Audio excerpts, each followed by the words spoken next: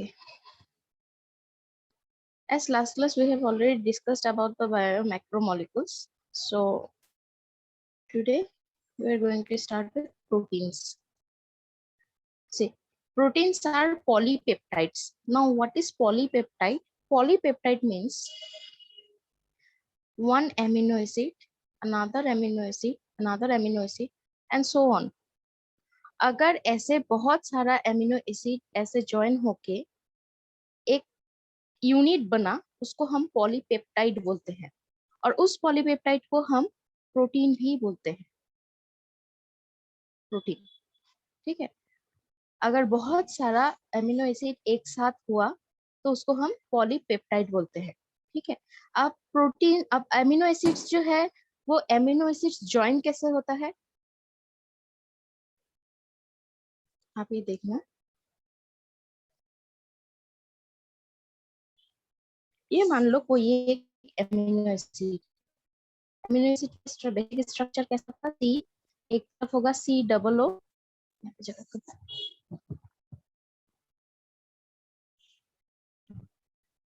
NH2 C double O, यहाँ पे H और नीचे R। ये R में कुछ भी हो सकता है, R सिर्फ सिंपली H भी हो सकता है, तब वो ग्लाइसिन होगा। अगर CH3 हुआ तो वो एलानिन होगा। अलग अलग एमिनो एसिड का R ग्रुप अलग अलग होगा, ठीक है। तो एक एमिनो एसिड दूसरा एमिनो एसिड से अगर ऐसे ज्वाइन है, ये वाला बॉन्ड है और यहाँ पे NH2 then C double O, यहाँ पे H, यहाँ पे R।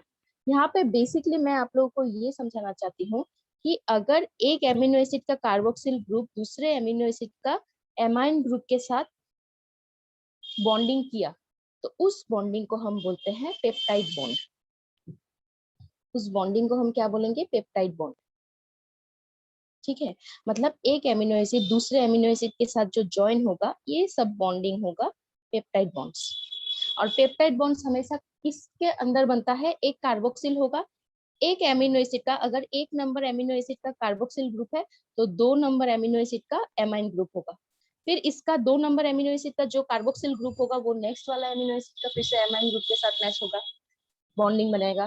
तो हमेशा अगर एक पेंसिल ले लो आप, ये अगर हेड है तो हेड हमेशा टेल के साथ ही लगेगा, फिर से हेड, फिर से वो किसी और के टेल के साथ लगेगा, फिर से हेड, फिर से वो किसी और के टेल के साथ लगेगा।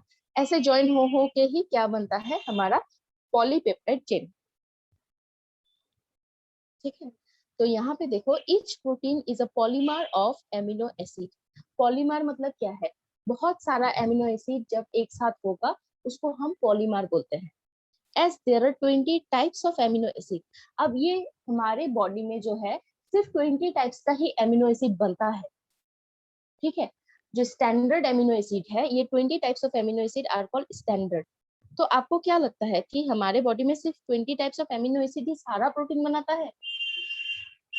ये कॉन्सेप्ट आपके क्लास 12 के बॉटनी का एक चैप्टर है मॉलिक्यूलर इनहेरिटेंस, जब आप वो पढ़ोगे तब आपका कॉन्सेप्ट बहुत अच्छे से क्लियर हो जाएगा।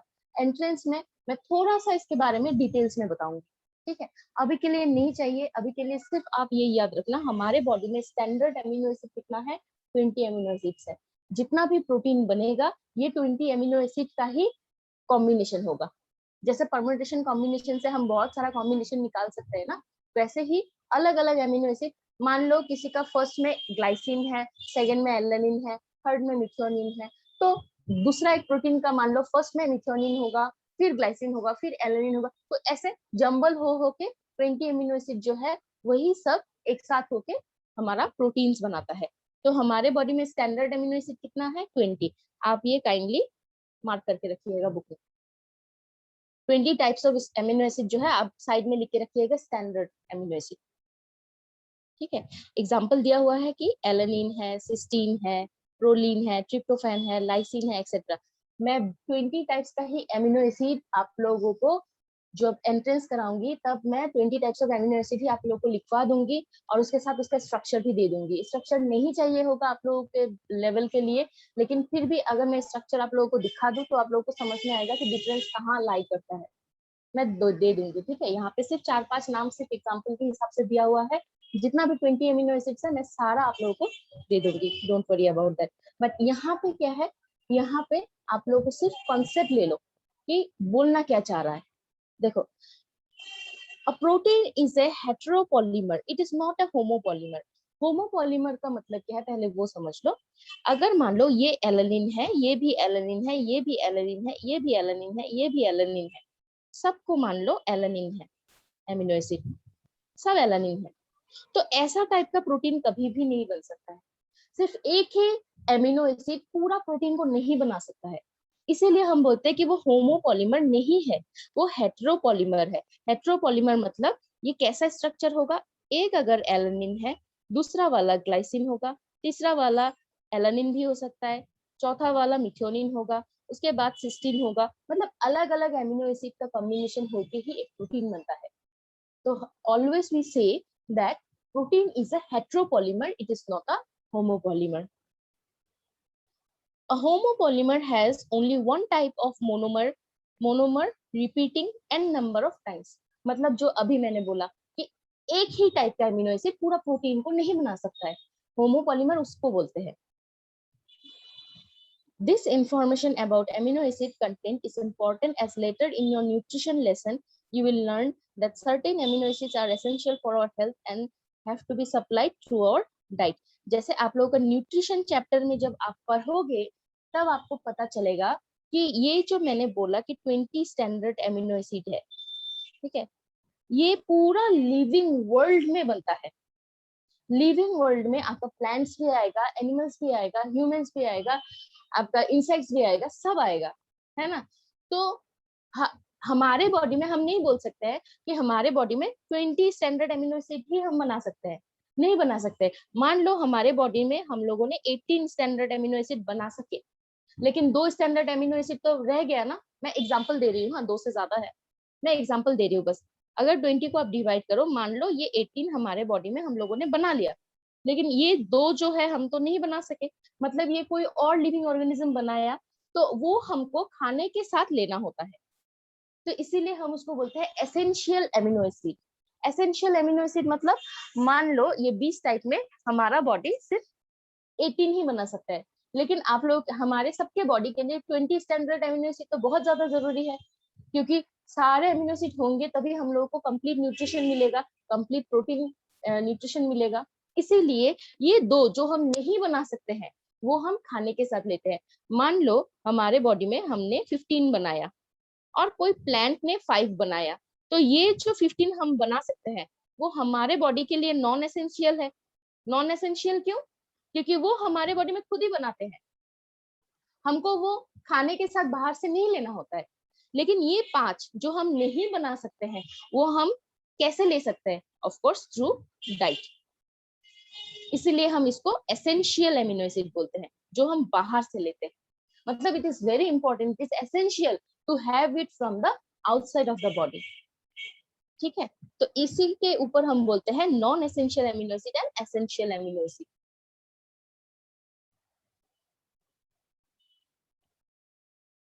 फिर से मैं एक बार बोलती हूँ कि this information about amino acid content is important as later in your nutrition lesson you will learn that certain amino acids are essential. Certain amino acid जो एसेंशियल बोले हैं, mark it, for our health. For our health मतलब complete nutrition के लिए जितना भी amino acid जो हम नहीं बना सकते हैं वो हम बाहर से लेंगे, वो हम बाहर से लेंगे। have to be supplied through our diet. Hence, dietary proteins are source of essential amino acid. मतलब हम लोग जो भी प्रोटीन खाने में खाते हैं वो source of essential amino acid है, मतलब वो हमारा बॉडी नहीं बना सकता है, इसीलिए हम बाहर से खाने के साथ ले लेते हैं। Therefore, amino acids can be essential or non-essential. Amino acid essential भी हो सकता है, non-essential भी हो सकता है। Non-essential कौन सा? जो हमारा बॉडी खुद सिंथेसाइज कर सकता है। जो हमारा बॉडी सिंथेसाइज नहीं कर सकता है वो हम खाने के साथ लेते हैं, उसको हमने एसेंशियल एमिनो एसिड बोल दिया। इसका मतलब ये नहीं है कि नॉन एसेंशियल है तो इसका कोई फंक्शन नहीं है, एसेंशियल है तो ये बहुत ज्यादा इंपॉर्टेंट है, ऐसा नहीं है। नॉन एसेंशियल उसको बोलते हैं जो हमारा बॉडी खुद बना सकता है, जो हमारा बॉडी नहीं बना सकता है लेकिन वो इम्पोर्टेंट है हमारे हेल्थ के लिए, वो एसेंशियल में आ जाएगा। क्यों? क्योंकि हम वो खाने के साथ लेंगे। The latter are those which our body can make, ये नॉन एसेंशियल के बारे में बोल रहा है, ठीक है। मतलब द लेटर, यहाँ पे फर्स्ट तो इसको बोला, उसके बाद नॉन एसेंशियल के बारे में बोल रहा है। The latter are those which our body can make while we get essential amino acids through our diet। तो सिंपली यहाँ पे कॉन्सेप्ट क्या है, जो नॉन एसेंशियल एमिनो एसिड है वो हमारा बॉडी खुद बना सकता है, जो एसेंशियल एमिनो एसिड है वो हमारा बॉडी नहीं बना सकता है, इसीलिए हम बाहर से लेते हैं। Proteins carry out many functions in the living organisms. Some transport nutrients across the cell membrane, some fight infectious organisms, some are hormones, some are enzymes। मतलब प्रोटीन जो है वो हमारे बॉडी में क्या क्या फंक्शन करता है उसके बारे में यहाँ पे बोला गया है, ठीक है। अब देखो हमारे बॉडी में कुछ ऐसा प्रोटीन्स का फंक्शन क्या है। मान लो ये सेल है, ये न्यूक्लियस है, यहाँ पे कुछ एक प्रोटीन बना, यहाँ पे यह मान लो एक प्रोटीन बन गया। तो ये प्रोटीन जो है ये क्या करेगा, कोई दूसरा प्रोटीन को लेके मान लो सेल से बाहर गया कोई फंक्शन के लिए, मान लो उसका फंक्शन बाहर में है, तो वो जो बाहर फंक्शन करेगा तो उसको ट्रांसपोर्ट कराना पड़ेगा। तो वो ट्रांसपोर्ट कौन करेगा, कोई एक स्पेसिफिक एमिनो प्रोटीन, ठीक है। तो प्रोटीन सेल मेम्ब्रेन को पार करके बाहर चला गया तो ट्रांसपोर्टेशन का काम किया। अगर हमारा जो बॉडी है, इम्यून सिस्टम, आप लोगों को इम्यून सिस्टम के बारे में पता ही होगा, हम क्लास 12 में human health and disease chapter में डिटेल्स में इम्यून सिस्टम के बारे में पढ़ेंगे, इम्यूनिटी के बारे में पढ़ेंगे। लेकिन यहाँ पे जो बोला है कि सम फाइट इन्फेक्शियस ऑर्गेनिज्म, जैसे हमारा बॉडी कुछ प्रोटीन्स बनाता है, ऐसा टाइप का, ऐसा वाई शेप का ऐसा कुछ प्रोटीन बनाता है। ये प्रोटीन्स जो है इसको हम एंटीबॉडीज बोलते हैं। एंटीबॉडीज के बारे में आप लोगों ने तो सुना ही होगा, एंटीबॉडीज। मेरा हैंडराइटिंग बहुत खराब हो रहा है, हाँ आप लोग को समझ नहीं आए तो बोल लीजिए। हमारा बॉडी कुछ एंटीबॉडीज बनाता है, उसका स्ट्रक्चर क्या है, वो बायोकेमिकली प्रोटीन है, लेकिन उसका कैपेसिटी क्या है कि वो कोई भी बैक्टीरिया वायरस को ऐसे ट्रैप करके उसको मार सकता है। तो वो हमारे बॉडी को हार्मफुल इन्फेक्शियस एजेंट से बचाया। तो वही बोला कि सम फाइट इन्फेक्शियस ऑर्गेनिजम्स, तो वो भी प्रोटीन ही है। सम आर हॉर्मोन्स, हॉर्मोन्स के बारे में हम इसी क्लास में आप लोग लास्ट चैप्टर में पढ़ोगे केमिकल कोऑर्डिनेशन में, तब आप लोग को पता चलेगा कि हॉर्मोन्स का रोल क्या है। मैं अभी हॉर्मोन्स के बारे में कुछ नहीं बोलती हूँ, आप सिर्फ याद रखिए ठीक है, हाँ हॉर्मोन्स है। हॉर्मोन्स का कैसे फंक्शनिंग होगा, कैसे सेल सिग्नलिंग होगा, वो सब डिटेल्स में हम पढ़ लेंगे। सम आर एंजाइम्स, एंजाइम्स के बारे में हम इस चैप्टर में ही पढ़ेंगे, तो इसीलिए एंजाइम्स को याद रखिएगा कि कुछ कुछ एंजाइम्स है।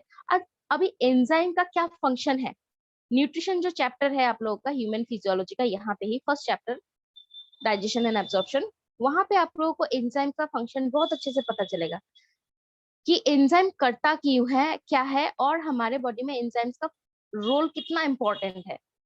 लेकिन यहाँ पे आप एंजाइम्स के बारे में डिटेल्स में पढ़ोगे कि एक एंजाइम फंक्शन करता कैसे है, ठीक है। एक एंजाइम क्या है, प्रोटीनिशियस इन नेचर है। एक प्रोटीन ही मान लो यहाँ पे कुछ एमिनो एसिड ऐसे ज्वाइन हो गया, तो मान लो ये वाला एमिनो एसिड एंजाइम की तरह फंक्शन किया, इसका ऐसा स्ट्रक्चर हो गया, ठीक है। अब ऐसा स्ट्रक्चर कैसे आया, ऐसा स्ट्रक्चर से वो सब इसी यहाँ पे ही पढ़ेंगे हम। तो आप ये याद रखना कि कोई कोई ट्रांसपोर्टेशन में काम कराता है, कोई कोई इन्फेक्शियस एजेंट को फाइट करने के लिए करता है, कोई कोई हार्मोन है, कोई कोई एंजाइम्स है, एक्सेट्रा। अब मैम इसको exam, ma'am yes ma'am yes, ये सुना था कि मैम प्रोटीन मसल ग्रोथ में हेल्प करता है, वो नहीं होता है क्या? प्रोटीन सब करता है, यहाँ पे इतना सारा नहीं लिखा गया है, ठीक है। यहाँ पे देखो कुछ कुछ प्रोटीन्स का फंक्शन लिखा हुआ है, देखो आप टेबल में। कोलाजन जो है, यहाँ पे देखो कोलाजन के बारे में क्या बोला है, इंटरसेलुलर ग्राउंड, इंटरसेलुलर ग्राउंड क्या है मैं अभी बोलूंगी। ट्रिप्सिन जो है वो एंजाइम की तरह काम करता है, इंसुलिन जो है वो भी प्रोटीन है लेकिन वो हार्मोन की तरह काम करता है। एंटीबॉडी का एग्जाम्पल मैंने अभी आप लोग को दिया, वो हमारे बॉडी को इम्यून सिस्टम में हेल्प करेगा। Receptor, sensory reception, smell, taste, आप लोग जो मैं अभी बात कर रही हूँ, ठीक है, वो आप लोग समझ पा रहे हो। तो वो ट्रांसपोर्ट कौन करा रहा है, सिग्नल जा रहा है ना आपके ब्रेन में, तो वो भी कोई प्रोटीन ही है। GLUT four, enables glucose transport into the cells. GLUT4 के बारे में हम जब इंसुलिन के बारे में डिटेल्स में पढ़ेंगे तब आप लोगों को पता चलेगा GLUT4 का फंक्शन क्या है। जैसे अगर किसी का डायबिटीज का प्रॉब्लम है, मतलब उसका GLUT4 में प्रॉब्लम हुआ है। अब GLUT4 क्या है? ये एक सेल रिसेप्टर है। मान लो ये सेल है, इस सेल में ऐसा कुछ रिसेप्टर होगा, ठीक है। रिसेप्टर मतलब ये दरवाजा है मान लो। तो किसी ने बहुत सारा खाना खा लिया, ठीक है। खाना खाने के बाद हमारा क्या होता है? खाना खाने के बाद वो डाइजेशन होगा। ऐसा सिंपल जो कॉन्सेप्ट है उसमें ही सोचो, डाइजेशन होगा। डाइजेशन होने के बाद हमारा जो बॉडी में है ग्लूकोज लेवल बढ़ जाएगा। तो वो ग्लूकोज हमारा बॉडी के बाहर है, उसको बॉडी में सेल के अंदर लेना होगा। उसके बाद ही तो सेल में आपका ग्लाइकोलाइसिस होगा, जो आप रेस्पिरेशन इन प्लांट्स में इसी क्लास में पढ़ोगे।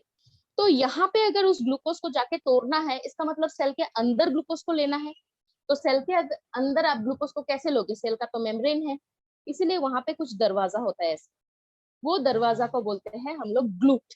फोर के बारे में छोड़ दो, GLUT2 भी होता है, 4 भी होता है, 1 भी होता है, छोड़ दो। आप ग्लूट के बारे में सोचो। ग्लूट का फुल फॉर्म है ग्लूकोज ट्रांसपोर्टर। मतलब ब्लड में जो ग्लूकोज है वो ब्लड से लेके सेल के अंदर ट्रांसपोर्ट करा देगा। वो भी जो बना हुआ है दरवाजा, वो प्रोटीन से बना हुआ है। तो प्रोटीन का बहुत सारा फंक्शन है। Actually protein is the main thing हमारे बॉडी में। वो मसल ग्रोथ क्या, वो हर एक काम में वो प्रोटीन आएगा।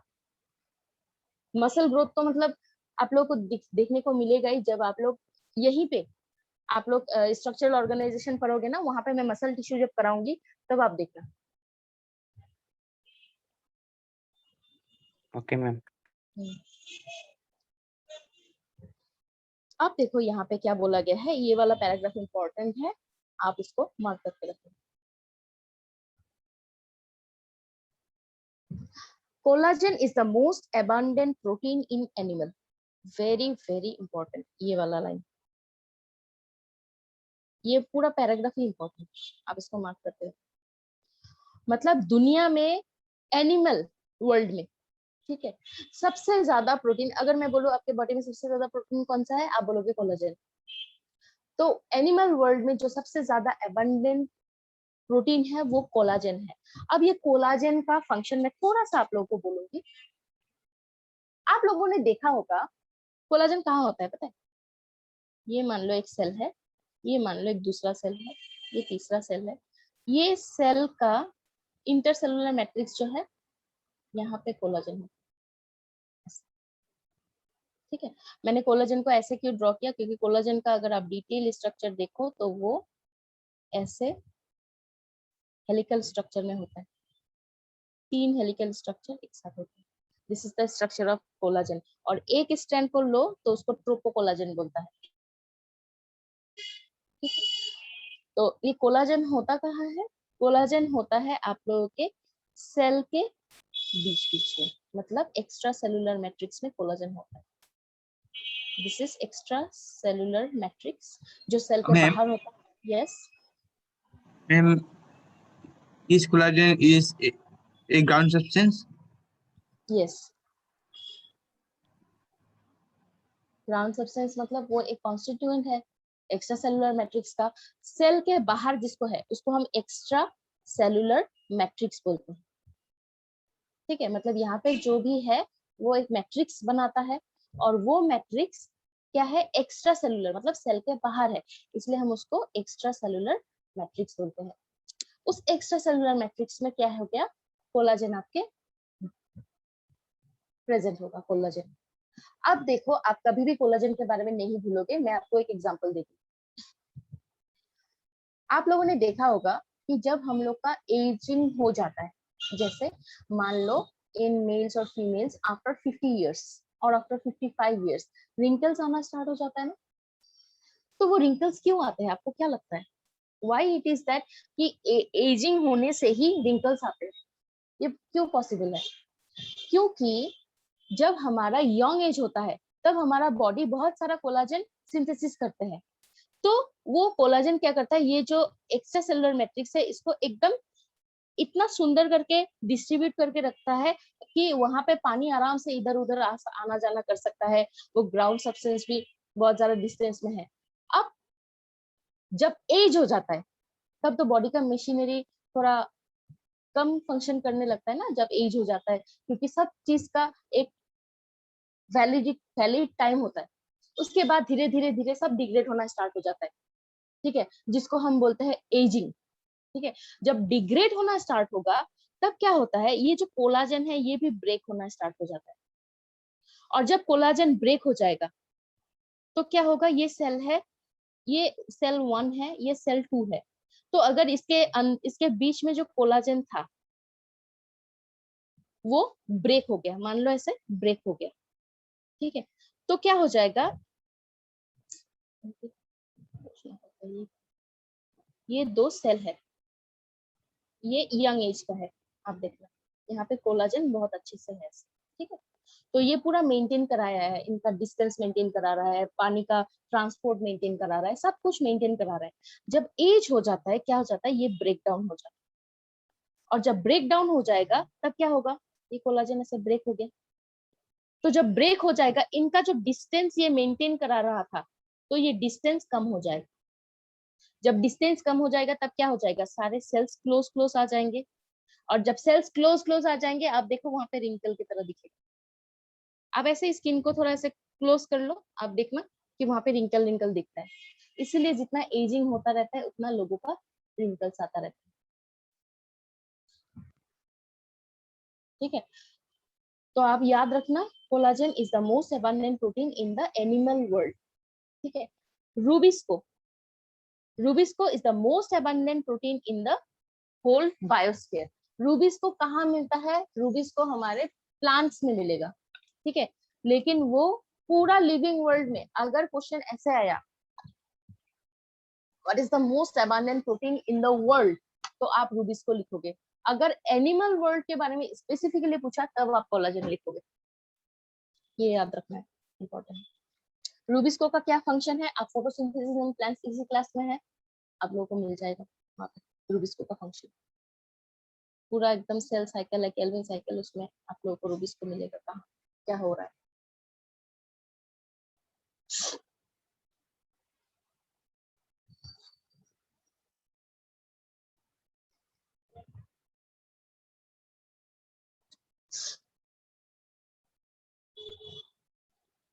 तो ये हो गया प्रोटीन के बारे में।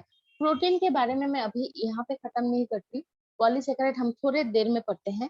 पहले हम यहाँ पे देखो स्ट्रक्चर ऑफ प्रोटीन है ना, पहले हम स्ट्रक्चर ऑफ प्रोटीन का स्टार्ट किए हैं, तो प्रोटीन का स्ट्रक्चर पढ़ लेते हैं, उसके बाद मैं पॉलीसेकेराइड एंड न्यूक्लिक एसिड में आ रही हूँ। पहले प्रोटीन का स्ट्रक्चर पढ़ लेते हैं।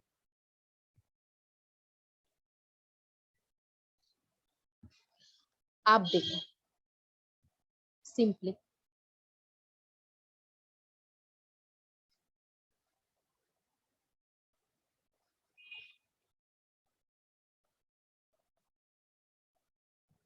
किसने पूछा ये question, wait, yes Anurag, ma'am what are essential amino acid, अब पता चला एसेंशियल अमीनो एसिड क्या है।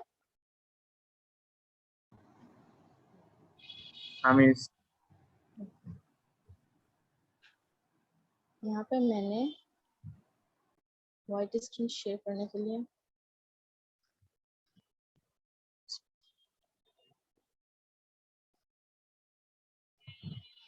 देखो, एमिनो एसिड, अगर ये एक एमिनो एसिड है, ये दूसरा एमिनो एसिड है, ये तीसरा एमिनो एसिड है, 4 5 एंड सो ऑन, ठीक है, ये पेप्टाइड बॉन्ड्स है।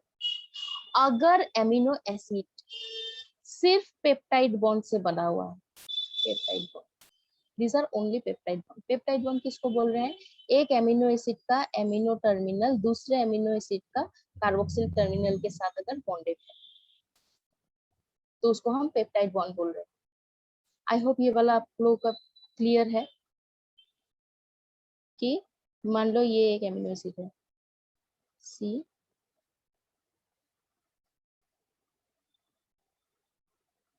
सी NH2,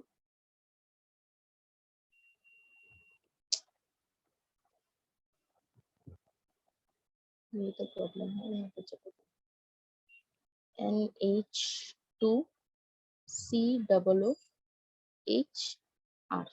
ये एक एमिनो एसिड हो गया। इस एमिनो एसिड का 1 नंबर एमिनो एसिड का कार्बोक्सिल एंड अगर दूसरे वाला एमिनो एसिड का एमाइन ग्रुप के साथ, ये सेम रिपीट होगा, फिर से यहाँ पे C होगा, फिर से वहां पे C होगा और ऊपर H होगा और नीचे R होगा, मतलब ये दूसरा वाला एमिनो एसिड है। तो 1 नंबर एमिनो एसिड का अगर कार्बोक्सिल एंड दूसरे वाला एमिनो एसिड का एमाइन ग्रुप के साथ बॉन्डेड है, then we are calling it as peptide bond, we are calling it as peptide bond, है ना। तो आप देखो ये एमिनो एसिड का हमने मान लिया कि इसका कार्बोक्सिल ग्रुप इस नेक्स्ट एमिनो एसिड का एमाइन ग्रुप के साथ बॉन्डेड है, इसका कार्बोक्सिल ग्रुप अगेन दूसरे वाला एमिनो एसिड का एमाइन ग्रुप के साथ है। ऐसे करके अगर पेप्टाइड बॉन्ड से एमिनो एसिड्स ऐसे बंधा हुआ है, सिर्फ पेप्टाइड बॉन्ड से, बाकी कोई भी बॉन्ड उनके बीच में नहीं है, तब हम उसको क्या बोलते हैं, then we call it as primary structure, primary structure of amino acid protein. मतलब एक एमिनो एसिड, दूसरा, तीसरा, फिर फोर्थ, फिफ्थ, सिक्स्थ, जितना भी एमिनो एसिड है सब कोई सिर्फ पेप्टाइड बॉन्ड से बंधा हुआ है, then we call it as primary structure of amino acid. ठीक है, ये सबसे बेसिक लेवल। ये स्ट्रक्चर कैसा दे रहा है आप लोगों को, लीनियर, लीनियर, ये लीनियर स्ट्रक्चर है। क्यों? क्योंकि हर एक एमिनो एसिड, मतलब एक एमिनो एसिड का हेड के साथ दूसरे एमिनो एसिड का टेल, देन हेड के साथ अगेन टेल, देन हेड के साथ अगेन टेल, और जो बॉन्ड बना रहा है उस बॉन्ड को हम बोल दिया पेप्टाइड बॉन्ड। ठीक है, तो वो बेसिक लेवल स्ट्रक्चर है, इसलिए हम उसको बोले प्राइमरी स्ट्रक्चर। ठीक है, अब मान लो कि ये जो एमिनो एसिड है, ये एमिनो एसिड में कुछ ऐसा ग्रुप है और इस एमिनो एसिड में भी कुछ ऐसा ग्रुप है कि उन दोनों के बीच और कुछ ऐसे बॉन्ड बन रहा है, कुछ भी हाइड्रोजन बॉन्डिंग हो सकता है। मान लो इसमें H+ एक ज्यादा है,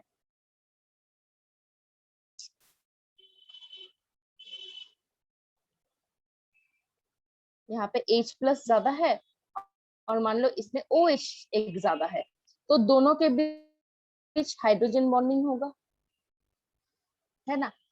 अगर पेप्टाइड बॉन्ड के अलावा कोई भी दूसरा बॉन्ड बन रहा है, तब वो एमिनो एसिड कैसा होगा, तो ये वाला एक एमिनो एसिड है, इसके साथ तो बेसिक लेवल का जो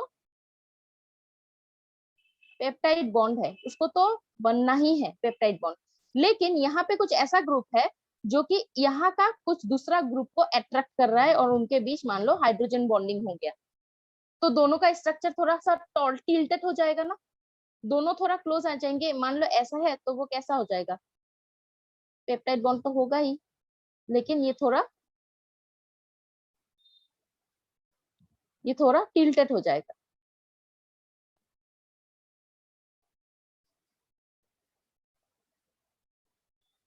टिल्टेड हो जाएगा, ठीक है। कुछ समझ में आया मैंने क्या बोला? मैम ये वाला समझ नहीं आया। अच्छा ठीक है, से बोलो। देखो ये एमिनो एसिड है, ये दूसरा प्राइमरी स्ट्रक्चर समझ में आ गया। 1 नंबर, हाँ 2, मैम। 3, Yes, ma'am. 4, 5, यहाँ पे 5 एमिनो एसिड है। जो 5 एमिनो एसिड क्या बना रहा है, आपका एक पॉलीपेप्टाइड बना रहा है।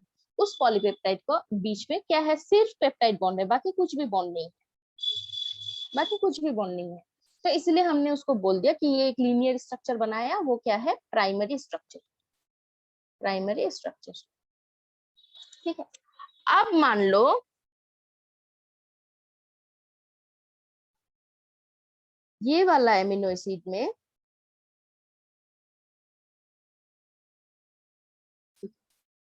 यहाँ पे मान लो एक H+ ज्यादा है, कुछ भी ग्रुप, और यहाँ पे मान लो थर्ड में, ठीक है, OH ज्यादा है, मान लो, ये जस्ट फॉर एग्जांपल है। फिर से मान लो इसमें H प्लस ज्यादा है, फिर जो नेक्स्ट 7th में है उसमें OH है, या फिर से H प्लस भी हो सकता है। सिर्फ मैं ये बेसिक एग्जांपल देके बोल रही हूँ। हाँ, तो इस वाला एमिनो एसिड और इस वाला एमिनो एसिड में एक दूसरा वाला अट्रैक्शन होगा कि नहीं। अच्छा, मान लो अभी क्या है, आप लोगों के बीच में मैं एग्जांपल देती हूँ। आप लोग सब कोई क्या हुआ, सब कोई आके हमारे इंस्टीट्यूट में एडमिशन लिए, तो आप लोगों में एक बॉन्डिंग होगा ना फ्रेंड्स फ्रेंड्स का। जब आप लोग हमेशा साथ में बैठोगे, क्लास करोगे, तो एक बॉन्डिंग हो जाएगा। ठीक है, वहां पे जाके आप लोगों को मान लो पता चला कि आप लोगों के होम टाउन से ही कोई दूसरा स्टूडेंट भी है। ठीक है, अभी अगर आप गुवाहाटी में, वो वाला फीलिंग नहीं भी आ सकता है, लेकिन आप फॉरेन के बारे में सोचो। आप फॉरेन गए, अमेरिका में गए, तो वहां पे आप लोग एक क्लासरूम में गए, तो वहां पे क्लासरूम में जब जाके आप लोग बैठे, तो वैसे ही जितना भी स्टूडेंट्स होगा, सबके बीच में एक बॉन्डिंग तो होगा ही। वो वो ये वाला बॉन्डिंग है जो बेसिक बॉन्डिंग है, वो हर एक स्टूडेंट के बीच में बनता ही है कि हाँ हम लोग क्लासमेट्स हैं। लेकिन अगर वहां पे ही आपको आसाम से ही कोई एक दूसरा बंदा भी मिल गया, तो आप लोग का एक अलग वाला अट्रैक्शन होगा ना। आपको ऐसा लगेगा कि हाँ इसके साथ मेरा फ्रेंडशिप ज्यादा अच्छा बन सकता है। तो ये लोग जब सब कोई क्लासरूम में गया, तो सबके बीच में एक बॉन्डिंग बन गया। ठीक है, तो उसके बाद नंबर 1 ने जो है देखा कि अच्छा नंबर 3 जो है ये तो हमारे होम टाउन से है, हमारे ही जगह से है, तो इन दोनों के बीच में एक दूसरा वाला बॉन्डिंग बनेगा। समझ रहे हो? यस मैम, लेकिन यस मैम मैम। इसमें H प्लस और OH माइनस मैंने आयन ऐसे कैसे जस्ट ज्यादा हो? जस्ट जस्ट एग्जांपल दे रही हूँ, जस्ट एग्जांपल दे रही हूँ, ताकि आप अट्रैक्शन को समझो, ताकि आप अट्रैक्शन को समझो। मैं यहाँ पे सिर्फ ये बोल रही हूँ कि अगर कोई एमिनो एसिड्स में बिसाइड्स द पेप्टाइड बॉन्ड कुछ दूसरा बॉन्ड भी बन रहा है, चाहे वो हाइड्रोजन बॉन्डिंग हो, चाहे वो लॉन्डन डिस्पर्सन फोर्स हो, चाहे वो वैंडरवाल्स फोर्स हो, कुछ भी हो, अगर दूसरा कुछ भी बॉन्डिंग बन रहा है, तो एमिनो एसिड क्या हो जाएगा, 1 और 3 एक साथ आना चाहेगा, 1 नंबर और 3 नंबर, क्योंकि इन दोनों के बीच में बॉन्डिंग ज्यादा अच्छा है, 1 नंबर एंड 3 नंबर। तो आप बीच में 2 नंबर को कहाँ फेंकोगे, तो 2 नंबर ऊपर थोड़ा सा टिल्टेड हो जाएगा, और ये 1 और 3 जो है इनके बीच में एक ऐसा बॉन्डिंग बन जाएगा। ठीक है, अब 3 के साथ 5 नंबर का भी फ्रेंडशिप बहुत अच्छा है, तो क्या हो जाएगा, 4 को फिर से हम ऊपर डाल देंगे, फिर 5 नंबर जो है उसके साथ इसका बॉन्डिंग हो जाएगा। अब ये दो तो ऊपर अकेला अकेला रह गया, तो ये लोग भी अपने बीच में कुछ एक बॉन्डिंग बना लिया। तो इसका स्ट्रक्चर देखो, जो प्राइमरी का स्ट्रक्चर था वो ऐसे लीनियर था, इसका जो स्ट्रक्चर है वो ऐसे जिगजैग आ रहा है। समझ में आ रहा है मैं क्या बोल रही हूँ? हाँ ma'am. Yes yes ma'am. Ma'am. हाँ, तो इसको हम बोलेंगे सेकेंडरी स्ट्रक्चर, कि अगर पेप्टाइड बॉन्ड के अलावा कोई और कुछ भी बॉन्ड बन रहा है एमिनो एसिड्स के बीच, तो वो क्या करेगा, लीनियर स्ट्रक्चर को ऐसा कुछ दूसरा स्ट्रक्चर दे सकता है। ठीक है, लेकिन ये स्ट्रक्चर क्या होगा, 2D में होगा। 2D में पता चल रहा है कि you can easily draw it in your copy, 2D structure, उसको हम बोलेंगे सेकेंडरी स्ट्रक्चर। वो ऐसा भी हो सकता है, वो ऐसा अल्फा हेलिकल भी हो सकता है, या फिर ऐसे जिगजैग भी हो सकता है, जैसे भी हो सकता है, वो हो गया सेकेंडरी स्ट्रक्चर। अब क्या हुआ, अब ये लोग बहुत दिनों मान लो एक साथ क्लास व्लास कर लिए, करने के बाद उन लोगों के बीच में और दूसरा मतलब जितना भी, अब जब ये लोग क्लोज आ जाएंगे ऐसे, तो मान लो ये और ये इतना क्लोज आ गया, इनके साथ तो बॉन्डिंग हुआ ही, मान लो कोई और एक मॉलिक्यूल और एक एमिनो एसिड बहुत बहुत ज्यादा क्लोज आ गया, कैसे भी ऐसे स्ट्रक्चर बना रहा है मान लो, और एक मतलब मैक्सिमम पॉसिबल बॉन्ड्स, अगर सिर्फ सिंगल बॉन्ड है पेप्टाइड बॉन्ड, तब वो क्या देगा, लीनियर स्ट्रक्चर। ठीक है, अगर सिर्फ सिंपल सिर्फ पेप्टाइड बॉन्ड से सारे एमिनो एसिड बना हुआ है, तब वो क्या होगा, लीनियर स्ट्रक्चर देगा, उसको हम बोल देंगे प्राइमरी स्ट्रक्चर। अगर पेप्टाइड बॉन्ड के अलावा कुछ और बॉन्ड है, कुछ और बॉन्ड है, तब वो ऐसा टाइप का स्ट्रक्चर देगा, उसको हम बोलेंगे सेकेंडरी स्ट्रक्चर। अब मान लो ये जब स्ट्रक्चर थोड़ा टिल्टेड किया, टॉर्टेड किया, तो उसमें और भी कुछ बॉन्ड बन रहा है। देखो मान लो हाइड्रोजन बॉन्डिंग क्या है, अगर एक जगह में H+ है, एक जगह में OH है, नेगेटिव है, तो वहां पे एक ऑटोमेटिक सा हाइड्रोजन बॉन्डिंग बन जाता है। जब वो हाइड्रोजन बॉन्डिंग के बनाने के चक्कर में मान लो वो बहुत क्लोज आ गया, मान लो वो ऐसा स्ट्रक्चर बना दिया, तब क्या होगा, ये दोनों के बीच में लॉन्डन डिस्पर्सन फोर्स आ जाएगा, वैन डर वाल्स फोर्स आ जाएगा। क्योंकि हम लोग को पता है वैन डर वाल्स फोर्स या फिर लॉन्डन डिस्पर्सन फोर्स जो भी है, ये सब क्या है, डाइपोल डाइपोल मूवमेंट के ऊपर डिपेंड करता है। कि मान लो कोई भी मॉलिक्यूल बहुत ज्यादा क्लोज है, अगर दोनों का सेंट्रल न्यूक्लियस एकदम साथ में है, तो वहां पे फोर्स ऑफ अट्रैक्शन क्रिएट होता है। ये पता है ना आप लोगों को, मुझसे ज्यादा ही पता होगा, ये तो मुझे पता है। आप कोई भी दो मॉलिक्यूल को अगर एकदम क्लोज लाओ ना, उन दोनों का सेंट्रल न्यूक्लियस जो है दोनों को अट्रैक्ट करता है। पता है कि नहीं है? ए बच्चे लोग, Meja explain it again. अच्छा आप देखो, जब सिर्फ पेप्टाइड बॉन्ड हुआ तब क्या हुआ, सिर्फ लीनियर स्ट्रक्चर बना। पेप्टाइड बॉन्ड के अलावा अगर कोई भी दूसरा टाइप का बॉन्डिंग है, तो वो ऐसा लीनियर से थोड़ा सा कॉम्प्लेक्स स्ट्रक्चर दिया। ठीक है, क्यों? क्योंकि ये वाला अमीनो एसिड के साथ ये वाला ज्वाइन हो गया, इसके साथ ये वाला ज्वाइन हो गया, इसके साथ इसका बॉन्डिंग हो गया, तो ऐसे ऐसे करके क्या हो गया, ये ऐसा वाला स्ट्रक्चर दिया। जब ये सब ऐसे स्ट्रक्चर चेंज कर रहे हैं, हाइड्रोजन बॉन्डिंग हो रहा है, कुछ भी बॉन्डिंग हो रहा है, तो वो जो मॉलिक्यूल्स है वो और भी क्लोज आ रहा है। लीनियर में क्या है, सब मॉलिक्यूल्स दूर दूर में है। ठीक है, जब वो उसको आप इतना क्लोज ला रहे हो, तो उनके बीच में क्या होगा, van der Waals force act करेगा कि नहीं? क्योंकि वो इतना पास है, तो van der Waals force act किया, वो फिर से अपना स्ट्रक्चर चेंज कर देगा, ऐसा स्ट्रक्चर बना देगा। मतलब मैक्सिमम पॉसिबल बॉन्ड्स जितना भी हो सकता है मॉलिक्यूल्स के बीच में।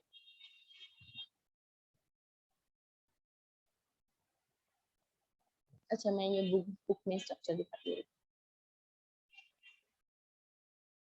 थोड़ा सा कॉम्प्लेक्स हो जाने से बस खत्म, ऐसे थोड़ी होगा। इंजीनियर बनोगे, डॉक्टर बनोगे, एडवर्टाइज पहले देख लो, तो पहले क्या बताऊं।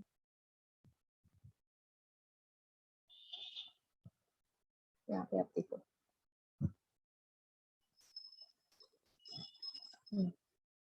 आप इस स्ट्रक्चर को देखो, समझ में आए, आप डिटेल्स में इसको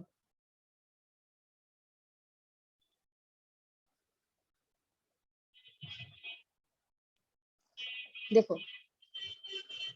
ये वाला एक एमिनो एसिड है, ये वाला दूसरा एमिनो एसिड है, ये वाला तीसरा है, एंड सो ऑन।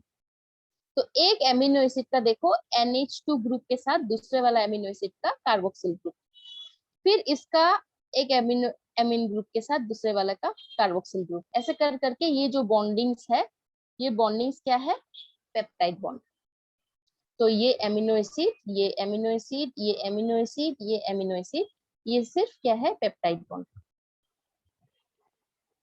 ठीक है, अगर सिर्फ पेप्टाइड बॉन्ड से सारे एमिनो एसिड बॉन्डेड है, आप इसका कॉम्प्लेक्स स्ट्रक्चर को कुछ भी कंसीडर मत करो, आप सिर्फ इस स्ट्रक्चर को देखो कि एक एमिनो एसिड के साथ, ये ब्लू वाले का देखो, दूसरे वाला जो एमिनो एसिड है उनके बीच में सिर्फ एक ही बॉन्डिंग। आप दूसरे वाला में भी देखो, सिर्फ एक ही बॉन्डिंग है, तीसरे वाला में भी देखो, सिर्फ एक ही बॉन्डिंग है। तो अगर सिर्फ एक ही बॉन्डिंग है, तो उसको क्या बोलेंगे हम, पेप्टाइड बॉन्ड। और वो क्या स्ट्रक्चर दे रहा है, लीनियर स्ट्रक्चर दे रहा है ना। ये समझ में आ गया आप लोगों को? Yes ma'am. Yes ma'am.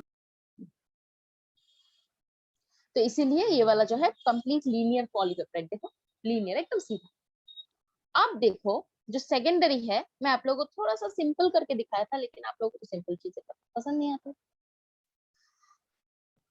अब यहाँ पे देखो, अब मॉलिक्यूल्स को देखना नहीं, कंफ्यूज मत होना,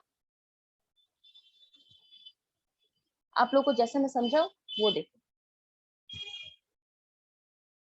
ये C हो गया, ये ऊपर जो व्हाइट डॉट है ये H है, नीचे जो व्हाइट डॉट है वो R है,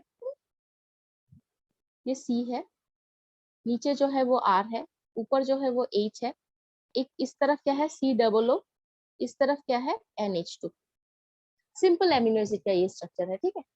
और इसको कलर से डिफाइन किया गया है, मतलब जो H है उसको क्या चीज से डिफाइन किया गया है, येलो से, जो R है उसको वायलेट से, जो H है उसको R से, जो R है उसको वायलेट से, ठीक है। और जो ब्लैक है वो कार्बन कार्बोक्सिल, ये कार्बोक्सिल, ये कार्बन और ये एमाइन, ठीक है। ब्लू वाला एमाइन, एक कार्बोक्सिल, एक,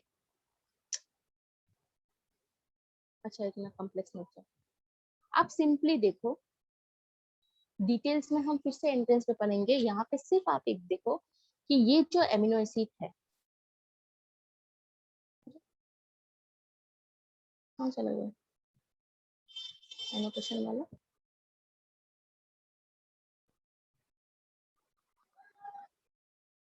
कैसे है?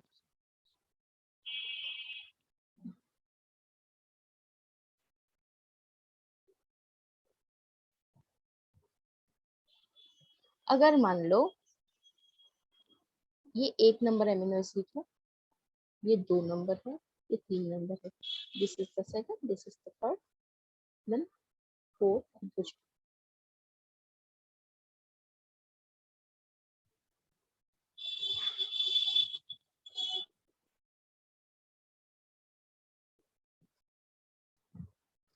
अगर इसके और इसके बीच में कोई भी अट्रैक्शन हुआ तो ये दो क्या हो जाएगा।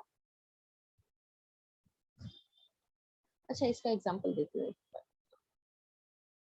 मान लो यहाँ पे एक स्टूडेंट बैठा है, बीच में दूसरा एक स्टूडेंट बैठा हुआ है, और यहाँ पे और एक स्टूडेंट बैठा हुआ है।